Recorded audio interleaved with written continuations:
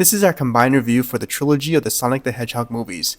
Sonic the Hedgehog is a movie based on the video game franchise and tells a unique story about Sonic, voiced by Ben Schwartz, teaming up with Sheriff Tom Wachowski, played by James Marsden, as they are chased by government scientist Dr. Robotnik, played by Jim Carrey. It's a fun, lighthearted film, and the relationship between Sonic and Tom was definitely a highlight. Schwartz did a great job voicing the Blue Blur, and Marsden was very charming and convincing, but it was definitely Carrey's performance that stood out. While he was exaggerated, you can tell he was having so much fun in the role, which enhanced the experience. The animation was alright, and definitely an improvement from its first trailer. The writing was campy at times, and while the overarching story made sense, there were a lot of plot convenient moments where Sonic got in trouble but could have easily been okay.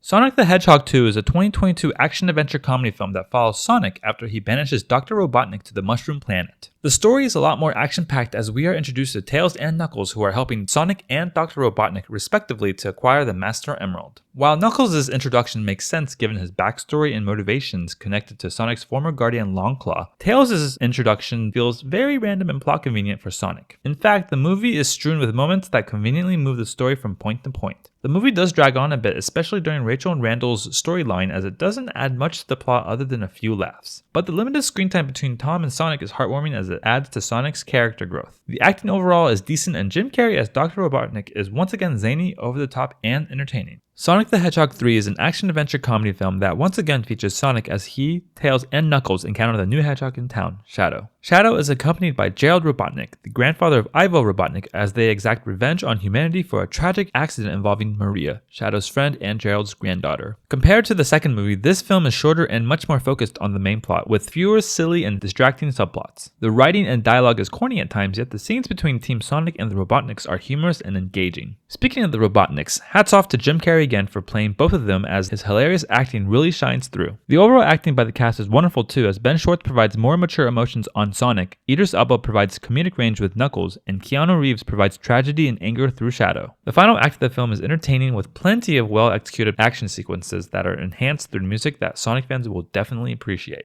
These movies are a fun time and are able to bring this beloved video game franchise to the big screen. They were able to faithfully adapt elements from the games that would be recognizable to dedicated fans. While the writing overall is cheesy and sometimes childish, it is able to tell a coherent story and make for some great laughs. Jim Carrey always delivers in his zany style and was fun to watch. Each movie brings in new characters from the game, which can get everyone excited about who is next and how they will be incorporated. While they may not be deep, these movies are recommended for those who want to watch something fun and are fans of Sonic the Hedgehog.